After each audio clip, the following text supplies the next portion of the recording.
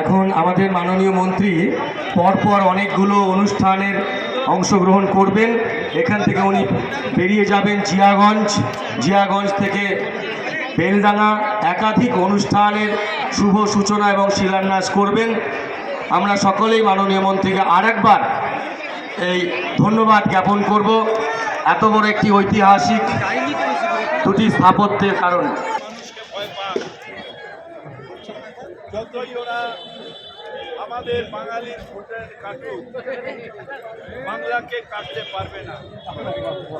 অ্যাডজুডিকেশনের মধ্যে দিয়ে আমরা ভারতীয়, আমরা প্রমাণ করবো। এবং আমি আদালতকে বিশ্বাস করি, আদালত এবং ন্যায় কখনো অন্যায় করতে পারবে না।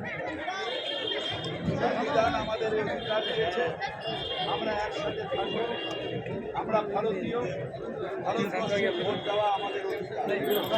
আমরা কেউ ঘুষপেটিয়া নই, আমরা কেউ রোহিঙ্গা নই।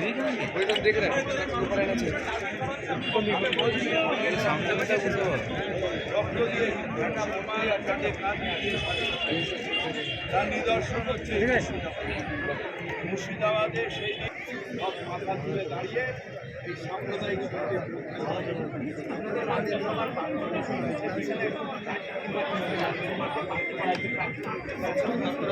বিভিন্ন জায়গায় আমাদের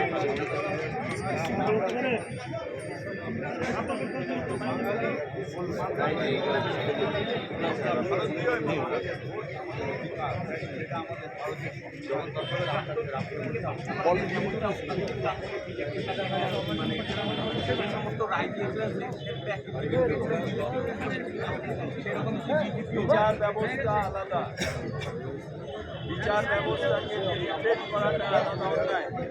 আর অনেক অফিসার এর আগে বিজেপিতে রিটায়ারমেন্টের পরে অনেক অফিসার বিজেপিরও প্রার্থী হয়েছে, বিজেপি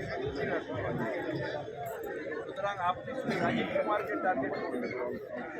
একটা মানুষ স্বাধীনভাবে তার দায়িত্ব পালন করে শেষ হয়ে গেল যখন, তারপরে সে যে কোনো দল করতে পারে, যে কোনো আদর্শে তার যখন যে অন ডিউটি থাকে তখন নিশ্চিতভাবে তাকে নিরপেক্ষ থাকতে হবে।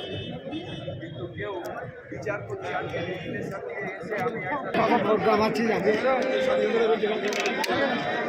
Medical health